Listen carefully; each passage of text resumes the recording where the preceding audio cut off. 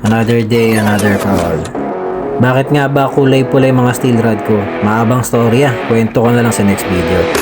So sa ngayon, dito muna tayo, kakabit na muna natin yung front transmission gearbox dun sa mismong frame natin. So, simula na tayo. Pero bago ang lahat, ito yung binili kong brushless motor mula sa NIB RC. Ang 2830 24,000 kV brushless motor. So, ito ay kakabit natin, So, para magsimula, kailangan muna natin buksan yung gearbox.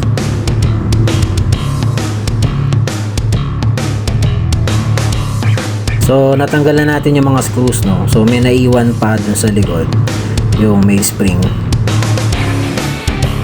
Ayun, para matanggal natin to, barahan lang natin yung pinakabutas niya.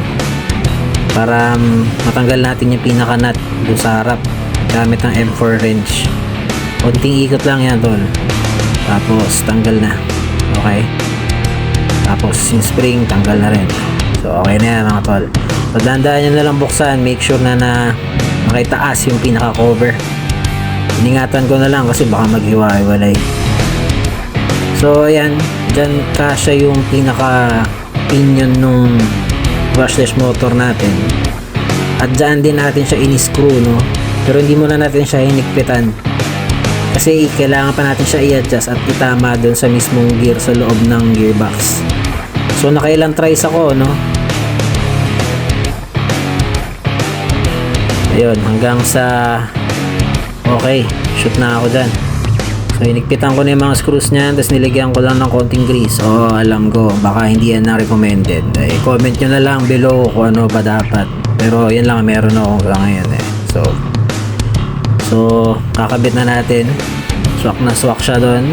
Tamang kain lang sa gear. Hindi masyadong madiin, hindi masyadong maluwag. So, in-screw na natin, sinara na natin ulit.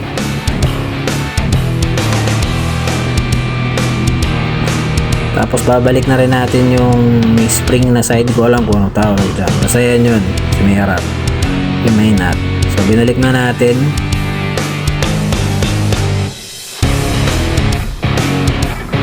So, okay na. Ito na, ikakabit na sana natin, So, dito na pumasok yung problema. Hindi kasya yung gearbox doon sa frame. Kaya abangan nyo na lang sa susunod kong video. Yun na lang muna, mga tol. Rock and roll.